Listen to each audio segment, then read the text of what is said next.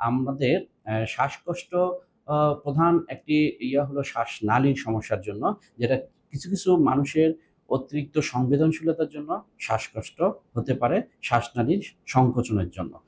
কিছু, কিছু এই ক্ষেত্রে শ্বাসনালীর সংকোচন নির্ভর করে কিছু নিয়ামকের উপরে। ফুলের রেণু, আ তারপরে আপনার অ্যালার্জি, খাবার, খাদ্যাভ্যাস, আবহাওয়া, বায়ু দূষণ, এই সমস্ত ক্ষেত্রে এই সমস্ত অতি সংবেদনশীল শ্বাসনালী হতে পারে।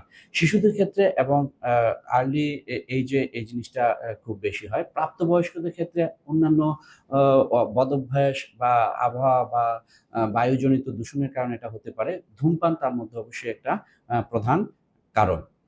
শ্বাসকষ্ট সাধারণত আমাদের এই যে অতি সংবেদনশীল শ্বাসনালীর জন্য জন্য যেটা হচ্ছে সেটা আ বায়ু দূষণের একটা বিশাল ডাস্ট পার্টিকেল বা বায়ু দূষণের একটা ফ্যাক্টর হিসেবে কাজ করে।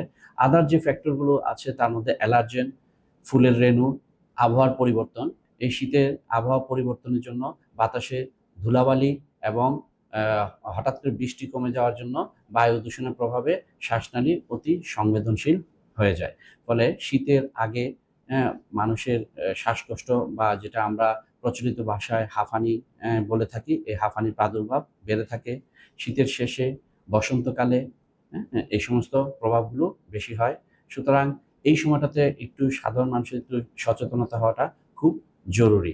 বিশেষ করে শিশুদের ক্ষেত্রে বায়ু দূষণ থেকে মুক্ত রাখার জন্য এবং ধুলাবালি মুক্ত খেলাধুলা পরিবেশ দিতে পারলে এই সময়টা তারা ভালো থাকে।